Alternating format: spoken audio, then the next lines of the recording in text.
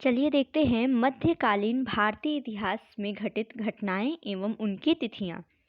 मलूकदास का जन्म 1574 ईस्वी में हुआ था। गुरु घासीदास का जन्म हुआ था 1756 ईस्वी में। गुरु नानक का जन्म हुआ था 1469 ईस्वी में। मीराबाई का जन्म 1498 ईस्वी में। नामदेव का जन्म हुआ था 1270 ईस्वी में। संत तुकाराम का जन्म हुआ था 1608 ईस्वी में। ठीक है, तो ये देख लीजिएगा, एग्जाम में क्रोनोलॉजी भी लगाने को आ सकता है कि इसको क्रोनोलॉजिकल ऑर्डर में आप इसको अरेंज कीजिए। ठीक है, इसको ध्यान से देखिएगा, आपके 14 मई के एग्जाम के लिए ही वीडियो बनाए जा रहे हैं, काफ़ी ज़्यादा इंपॉर्टेंट है। निजामुद्दीन औलिया की मृत्यु 1325 में। कबीरदास का जीवन काल 1398 से 1518 ईस्वी में। गुरु नानक का जीवन काल 1469 से लेकर के 1539 में। मीराबाई का 1498 से लेकर 1557। चैतन्य का जीवन काल जो है 1486 से लेकर के 1534 ईस्वी। फिर देखिए, बाबर का जन्म हुआ था 1483 ईस्वी में। बाबर फरगना के सिंहासन पर कब बैठा? 1495 में। फिर हुमायूं का जन्म हुआ था 1508 में। हुमायूं ने चुनार दुर्ग पर कब आक्रमण किया था? तो इसने किया था 1532 में। फिर देखिए, ये मोस्ट इम्पॉर्टेंट, ये तो एग्जाम में आपको पूछना ही पूछना है। चौसा का युद्ध कब हुआ था? 26 जून 1539 को। फिर देवरा का युद्ध 1532 में। कन्नौज का युद्ध 1540। सरहिंद का युद्ध 1555 में। सामूगढ़ का युद्ध हुआ 1658 में। कालिंजर का युद्ध हुआ 1545 में। कालिंजर तो पूछा भी गया है, 1545 कालिंजर। ठीक है, तो चौसा 1539 देखा, देवरा 1532, कन्नौज 1540, उसके बाद सरहिंद 1555, सामूगढ़ 1658, कालिंजर 1545।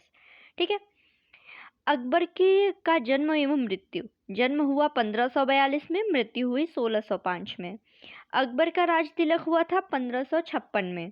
फिर उसके बाद आते हैं शाहजहां खुर्रम, तो इनका जन्म हुआ 1552 में।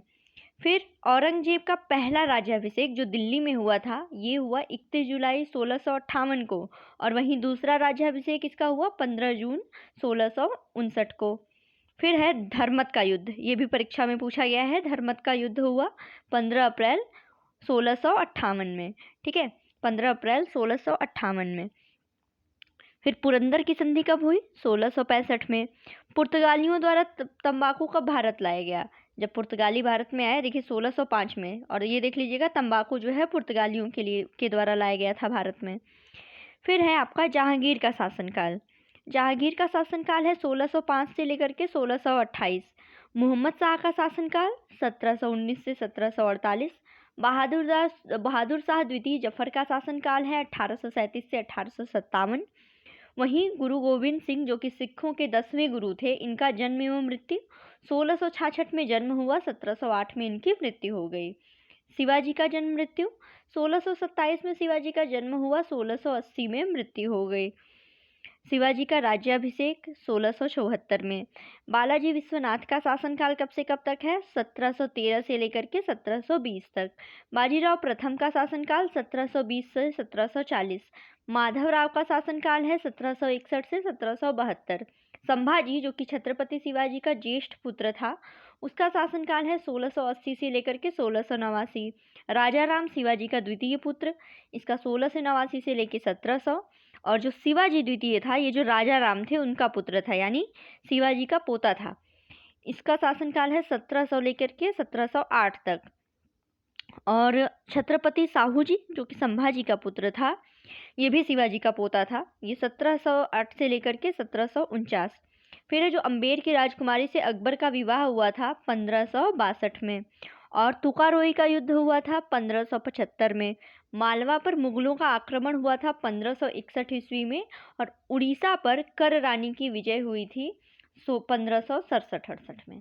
ठीक है, तो ये हमने देख लिया कि मुगल काल में जितनी घटनाएं घटी हुई हैं और उनकी तिथियां, ये इसलिए ये बताया गया है आपको। इसको रट लीजिएगा, बिल्कुल रट जाइएगा, क्योंकि आपके पीसीएस के एग्जाम में क्रोनोलॉजिकल ऑर्डर में पूछ देता है, कुछ कुछ डायरेक्ट भी पूछ देते हैं, जैसे कालिंजर हुआ। ठीक है, डायरेक्ट पूछा गया है कि ये कब हुआ था ये युद्ध।